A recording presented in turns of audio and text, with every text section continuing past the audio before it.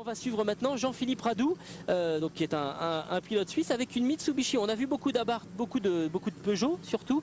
La Mitsubishi Lancer techniquement est un petit peu différente. C'est ce qu'on appelle une vraie groupe N, peut-être un petit peu moins performante lorsque l'asphalte est sec. C'est une voiture carrément issue de la voiture de série, de laquelle a été dérivée une voiture de compétition.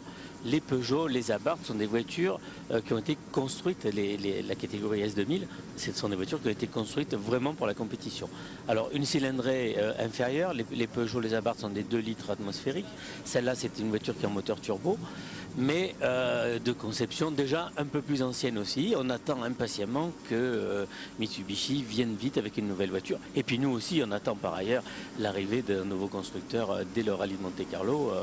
On attend impatiemment l'arrivée des Skoda. Oh, il s'est fait un petit peu peur, j'ai l'impression, Jean-Philippe Radou. Alors c'est vrai que les constructeurs s'intéressent de plus en plus à ce championnat IRC. On a parlé de Skoda. Il y a de plus en plus de constructeurs qui développent des voitures S2000. On a vu Brian Bouffier rouler à Antibes avec une Proton. Alors elle ne sera pas en championnat IRC Je ne pense pas, tout non, de suite, mais en tout cas, c'était une opération ponctuelle. Voilà.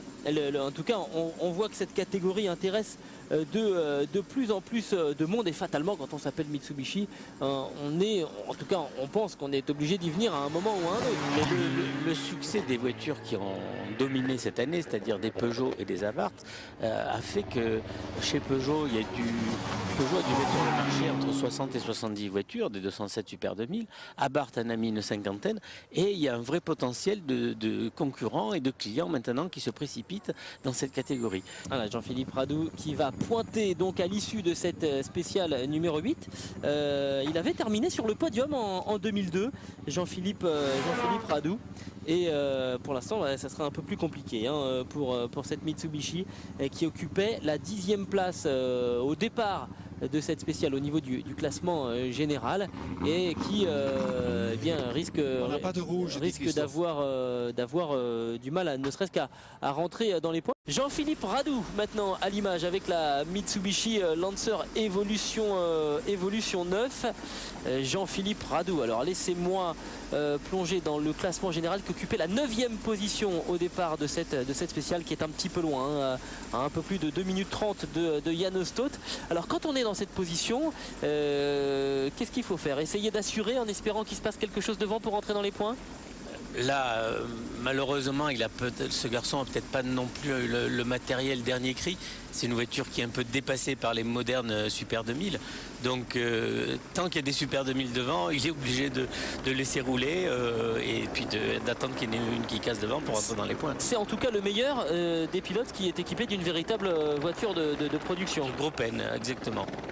Avec cette Mitsubishi Lancer. Et il est clair que dans cette catégorie aujourd'hui, où toutes les voitures sont regroupées, que ce soit les groupes N, Mitsubishi ou les Super 2000 style la Peugeot ou la Abarth, il est clair que les deux marques Abarth et Peugeot dominent largement tout le plateau, et que nous attendons impatiemment l'arrivée de la Skoda, qui est pour très bientôt, j'espère. Une Skoda qui avait été la voiture ouvreuse en Espagne, qu'on a vu aux mains de Jan Kopecky. Et au Barum Rally aussi. Oui, ça paraît plus logique vu que c'était en République tchèque. C'était à domicile. Ouais, c'est vrai. Quelle ambiance d'ailleurs. Quel engouement du public pour la voiture du pays. Et en plus, les indiscrétions lâchées par l'un, par l'autre, par les pilotes en tous les cas, nous ont permis de savoir que les performances étaient tout à fait exceptionnelles. Oui, c'était une voiture ouvreuse, mais qui notait scrupuleusement ses temps en spécial. Voilà. Alors, pour pas que ce soit trop au vu de tout le monde, ils partaient un peu plus tard, ou ils levaient le pied un peu avant l'arrivée. Mais les gens qui avaient pris des chronos intermédiaires savaient bien que la voiture allait très très vite. Allez, Jean-Philippe Radou qui va bientôt en terminer avec cette spéciale numéro 10, un rallye qu'il connaît très très bien, puisqu'il y participe pour la 9e fois. Là, le chrono va être un petit peu plus lourd. 6 minutes. Allez, 6 minutes 51,4 pour Jean-Philippe Radou, qui va prendre pour l'instant la 11e place dans cette spéciale, mais qui reste pour l'instant au 9e rang. On se retrouve maintenant dans la Mitsubishi Lancer de Jean-Philippe Radou. Jean-Philippe Radou qui, au départ de cette spéciale numéro 13, occupait la 9e place.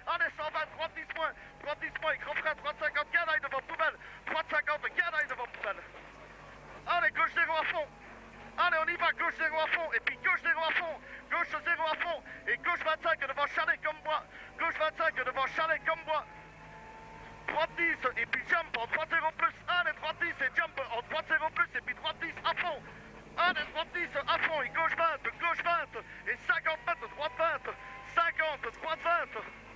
50, droite 20, et puis gauche 10 et droite 25, tout au long gauche 28, tout au long gauche 28, et long droite 0, il resserre casse à fond, long droite 0, resserre casse à fond, et puis gauche 10 à fond, et puis droite 0, et gauche 10 frôle, gauche 10 frôle, droite 20, gauche 20, et droite 0 plus sur sommet, droite 0 plus sur sommet, et gauche 10 plus, droite 0. Ah, on comprend aussi pourquoi les copilotes sont essoufflés au terme d'une spéciale. Jean-Noël Grégoire là qui donne de la voix pour indiquer donc le parcours à Jean-Philippe Radou. On le disait, le Suisse est en 9e position au classement général au départ de cette spéciale avec plus de 3 minutes de retard par rapport à Yann Ostaud, donc il n'y a pas grand chose à espérer dans cette fin de parcours, si ce n'est bien peut-être éventuellement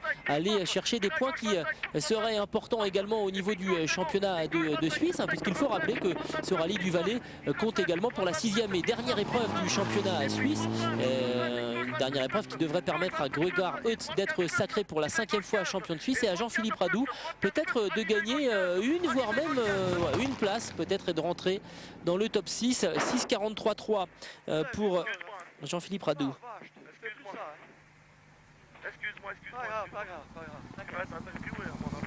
Et apparemment, alors on est sans doute arrivé quelques secondes trop tard et on s'est fait une petite frayeur du côté de l'équipage suisse. Bonjour, vous êtes en direct sur Eurosport. C'était comment la spéciale? Ça a été chaud, j'ai roulé pas trop vite, une bonne cadence. On a eu une erreur dans les notes, mais sinon très bien, rien à dire. Mais juste cette petite chaleur quand même. Mais on est obligé d'attaquer parce que je pense qu'on n'est plus qu'à 4-5 secondes de celui devant. Donc je veux absolument aller chercher, donc on fait le maximum. Ah, le copilote est intéressant. Allez, on y va, ça c'est chouette.